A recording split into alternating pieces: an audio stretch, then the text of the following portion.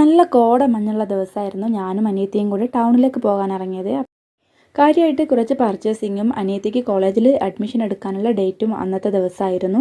അങ്ങനെ ഞങ്ങൾ പോകുന്ന ആ ഒരു ടൈമിലുള്ള വ്യൂ ആണിത്. അപ്പോൾ ഞങ്ങളുടെ വീട്ടിലേക്ക് വരുന്ന ആ ഒരു വഴിക്കുള്ളൊരു അടിപൊളി വ്യൂ ആണ് കേട്ടോ ഇത്. അപ്പോൾ ഊട്ടിയിലേക്കും കൊടൈക്കനാലിലേക്കൊന്നും ഞങ്ങൾക്ക് പോകേണ്ട ആവശ്യമില്ല. വയനാട്ടുകാരുടെ സ്വകാര്യ അഹങ്കാരമാണ് അവിടുത്തെ കോടമഞ്ഞ് എന്ന് പറയുന്നത്.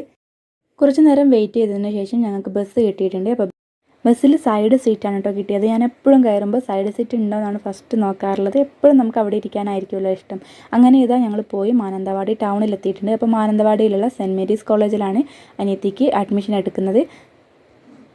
ഡിഗ്രിക്ക് അഡ്മിഷൻ എടുക്കാനാണ് ഞങ്ങൾ പോയിട്ടുണ്ടായിരുന്നത്. അപ്പോൾ അന്നൊരു ലീവുള്ള ദിവസമായിരുന്നു കേട്ടോ. അങ്ങനെ അഡ്മിഷനൊക്കെ എടുത്ത് തിരിച്ച് വരുമ്പോൾ ഞങ്ങൾ ചായ കുടിക്കാൻ കയറിയിട്ടുണ്ടായിരുന്നു. അപ്പോൾ ഞങ്ങൾ ഷവർമയാണ് ഓർഡർ ചെയ്തിട്ടുണ്ടായിരുന്നത്. പിന്നെ ഒരു ഗ്ലാസ് ചായ ഓർഡർ ചെയ്തിട്ടുണ്ടായിരുന്നു.